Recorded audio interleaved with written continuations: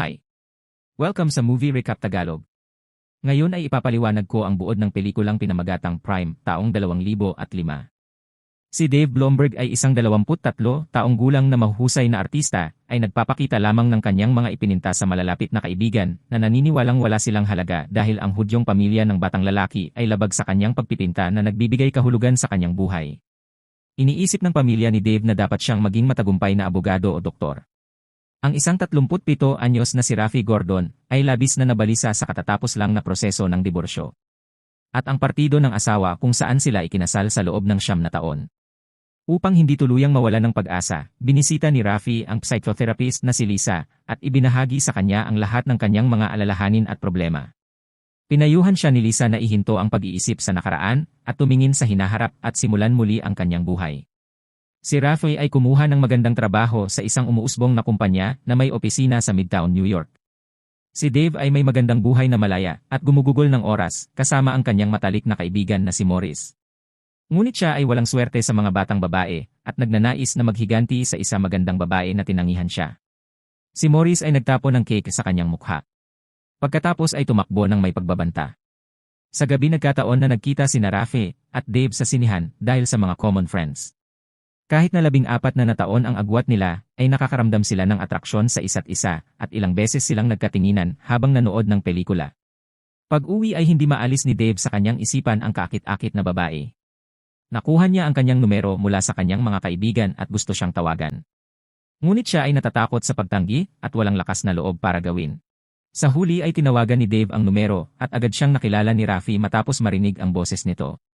Inamin ng bata na gusto niya ang dalaga at tinanong siya kung pwede silang lumabas at masayang sumang-ayon si Rafi. Kinabukasan ay nagkita ang dalawa para sa hapunan sa isang restaurant. Pagkatapos ng isang masayang gabi, sinamahan ni Dave si Rafi sa pag-uwi, sinabi ng dalawa sa isa't isa ang tungkol sa kanilang mga interes at libangan at nakaramdam sila ng atraksyon sa isa't isa at biglang nagtsulak-sumamoy.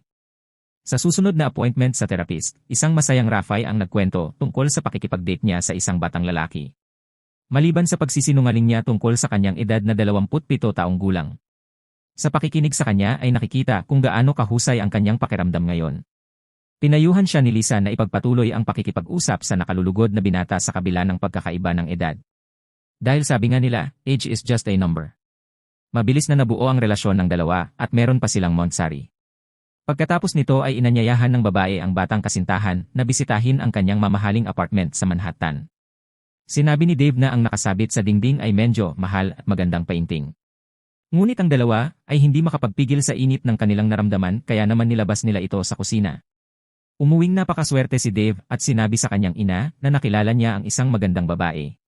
Maliban sa pagsisinungaling din niya na siya ay 27 taong gulang pa lamang, ang ina ng bata ay ang psychotherapist na si Lisa na walang ideya na ang kanyang anak ay nakikipag-date sa kanyang matandang pasyente.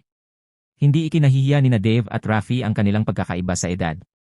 Tinulungan siya ni Rafi na makabangon pagkatapos ng mahirap na yugto ng buhay at tinulungan ni Rafi ang kanyang batang kasintahan na maniwala sa kanyang sarili.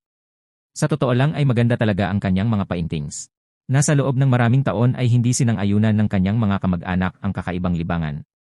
Bukod sa isang tunay na siga ng pagsinta, ay sumiklab sa pagitan ng dalawang magkaibang tao. Sila ay nagpalabas ng init ng damdamin. At sinabi niya kung gaano kagaling sa kama ang kanyang batang nobyo. Dahil siya ay sanay na ibahagi ang lahat sa kanyang therapist, ay kinukwento nito ang kanyang karanasan at damdamin sa kanyang pag-ibig. Masaya si Lisa na nanumbalik na ang saya sa kanyang pasyente. Ngunit sa kalaunan ay naiintindihan ni Lisa ang mga sinabi ng pasyente na si Rafi ay nakikipag-date sa kanyang anak. Tiyak na natuklasan ng therapist kung ano ang ikinagulat ni Lisa at pinipilit siyang pumili sa pagitan ng isang top-class na espesyalista at damdamin ng ina na may ilang nangungunang tanong. Napilitan pa si Lisa na kumonsulta sa isa pang psychotherapist na nagpapayo sa kanya na ipagpatuloy ang pagpapayo kay Rafi. Habang ang relasyon ng magkasintahan ay parang light affair lang. Si Lisa ay tiniyak na ang kanyang anak ay malapit nang magsawa sa isang matandang babae. Dinala ni Dave si Rafi sa kanyang art studio at ipinakita sa kanya ang mga larawang ipininta niya na inspirasyon ang kanilang relasyon. Ang babae ay lubos na nabighani sa kanyang nakikita at mainit na pinupuri ang talento ng kanyang kasintahan. Pagkatapos, ang dalawa ay nagkaroon ng romantic dinner na sa kalaunan ay napunta sa kama gaya ng dati. Dahil dito naramdaman ni Rafi na siya ay bumata. Nagsusuot na siya ng kaakit-akit na kasuotan habang dumalo sa isa pang sesyon ng therapy. Kinausap ni Rafi si Lisa tungkol sa kanyang napaka-intimate na relasyon sa kanyang kasintahan at halos hindi mapigilan ni Lisa ang kanyang sarili sa pagsasabi ng katotohanan tungkol sa kanyang anak. Sa bahay ay inayos ni Dave ang kanyang mga gamit at ipinaliwanag sa kanyang ina na aalis siya ng ilang araw kasama ang mga kaibigan. Sa parehong araw ay pumunta si Rafi sa therapist para sa isang session kung saan ibinahagi niya na sila ng kanyang kasintahan ay pupunta sa isang romantikong paglalakbay sa loob ng ilang araw. Doon lang napagtanto ni Lisa na may panghihinayang na nagsinungaling sa kanya ang kanyang anak. Ang paglalakbay ng dalawa ay naging maayos at perpekto, nagbabahagi sila ng maraming magagandang sandali na magkasama at nag-i-enjoy sa isa't isa. Ngunit lumipas ang ilang linggo at nagsimulang lumamig ang araw kay Rafi. Kasabay nito ang pagnanais ni Rafi ng anak at napagtanto niya na dapat niyang isipin ang sarili niyang kinabukasan dahil si Dave ay namuhay sa malayang buhay at walang pakialam sa kinabukasan at maglaan para sa kanyang pamilya. Sinabi ni Rafi sa therapist ang tungkol sa mga problema sa relasyon at tinawag si Dave na masyadong immature. Napagtanto ni Lisa na oras na para ihayag niya ang katotohanan at aminin na si Dave ay kanyang anak. Ito'y ikinagulat ni Rafi dahil ang doktor na pinagsasabihan niya ng lahat ng kanyang naramdaman ay inapala ng kanyang kasintahan at tahimik na nakikinig sa kanya. Galit na umalis si Rafi sa opisina. Si Lisa ay agad na tumawag sa kanyang anak at sinabi sa kanya na alam nito ang tungkol sa relasyon nito sa isang matandang babae. Galit din si Dave nang nalaman ng kanyang ina ang totoo. Sa lahat ng oras na ito ay inilihim ni Mama sa kanya ang kanilang sikreto ni Rafi. Dahil sa pagkakaiba ng mga problemang naipon niya, nagpasya si Dave na wakasan ang relasyon nila ni Rafi, at bigla itong ibinalita sa kanya. Ngunit makalipas ang ilang araw na pagtanto ni Dave na namimiss niya ang babaeng mahal na mahal niya. Iminumungkahi niya na ipagpatuloy ang relasyon, ngunit ngayon ay iniisip ni Rafi na oras na upang ihinto.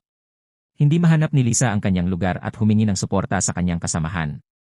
Makalipas ang ilang linggo, namasyal si Dave at Morris sa lungsod sa gabi at uminom ng alak.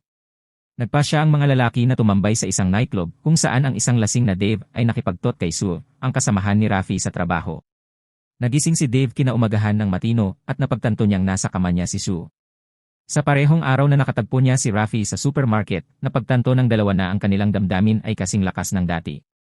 Agad na pumunta ang dalawa sa bahay ni Dave kung saan sila nagtot na naman. Hindi lamang ipinagpatuloy ng dalawa ang kanilang relasyon, nagpasya pa si Dave na dalhin si Rafi sa hapunan ng pamilya, kung saan niyakap niya si Lisa at sinabi sa kanya na namimiss niya ang kanilang mga sesyon. Tinatanggap ni Lisa ang pagpili ng kanyang anak kahit anong mangyari. Gayunpaman, atubili siyang aminin na ang dalawa ay nagpaplano na magkaroon ng anak. Pagkalipas ng ilang araw, hindi sinasadyang natuklasan ni Rafi sa trabaho na si Dave ay nakipagtot kay Sue. Sinubukan ni Dave na ipagtanggol ang sarili na siya ay tanga, ngunit hindi ito pinakinggan ni Rafi at nasira ang kanilang relasyon. Humingi ng tulong si Dave kay Lisa bilang isang ina at therapist. Taimtim na pinayuhan siya na humingi ng tawad kay Rafi dahil nakatulong ito sa kanya na maniwala sa kanyang sarili at tunay na mapaunlad ang kanyang talento bilang isang artista. Hinihintay ni Dave si Rafi sa hagdanan at nakiusap na patawarin siya. Ang pagsasabi na gusto niya ang kanyang anak sa kanya higit sa anumang bagay. Pinatawad siya ng babae at napagtanto niyang handa siyang gumawa ng seryosong sakripisyo para sa kanya. Pero kinumbinsi ni Rafi si Dave na hindi sapat ang pagmamahal para mapanatili ang kanilang relasyon at bumuo ng pamilya. Makalipas ang isang taon, nakita ni Dave si Rafi sa kaparehong restaurant kung saan sila unang nagde-date. Maraming salamat sa panonood. Huwag kalimutang mag-like, mag-comment at mag-subscribe. Kita-kits sa susunod na video.